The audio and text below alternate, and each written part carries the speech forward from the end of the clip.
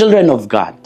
In 1948, a small group of Catholic foreigners who had recently arrived in Kuwait to work in the oil industry opened a small chapel in Al-Amadi, the country's second city.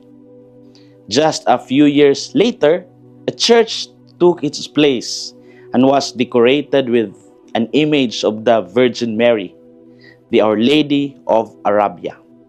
As the oil industry took off and ever greater numbers of foreign workers began to arrive in Kuwait, the church continued to grow in importance.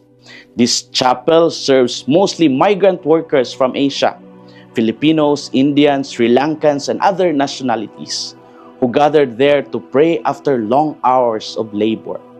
Fast track, January 16, 2026. The humble church is now a minor basilica.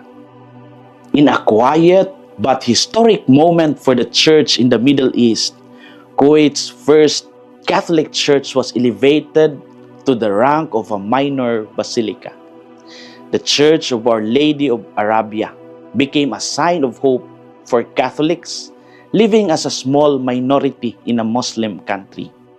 Cardinal Pietro Parolin, Vatican Secretary of State, presided over Mass at the Our Lady of Arabia Church, January 16, as it was raised to a minor basilica.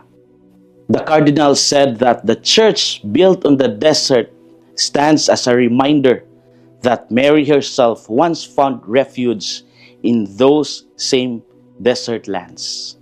The basilica stands as a reminder that holiness can grow quietly in unlikely places.